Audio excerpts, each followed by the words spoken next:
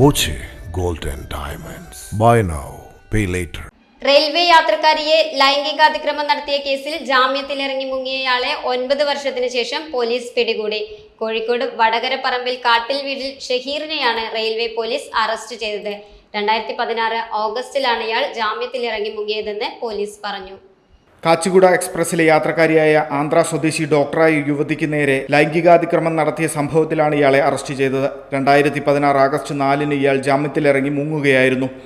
പിന്നീട് കോടതിയിൽ ഹാജരാകാതെ വിവിധ സ്ഥലങ്ങളിൽ മൊബൈൽ ഫോൺ ഉപയോഗിക്കാതെ ഹോട്ടൽ ജോലി ചെയ്യുകയായിരുന്നുവെന്ന് പോലീസ് പറയുന്നു. ആഴ്ചയിൽ ഒരിക്കൽ മൊബൈൽ ഉപയോഗിച്ചിരുന്ന ഇയാളെ മൊബൈൽ കേന്ദ്രീകരിച്ച് തന്നെ നടത്തിയ അന്വേഷണത്തിലാണ് പിടികൂടിയത്.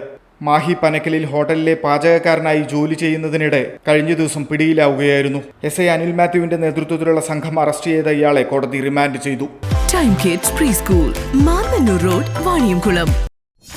.view news. കാഴ്ചകളാണ് ലോകം, കണ്ടു തുടങ്ങുക.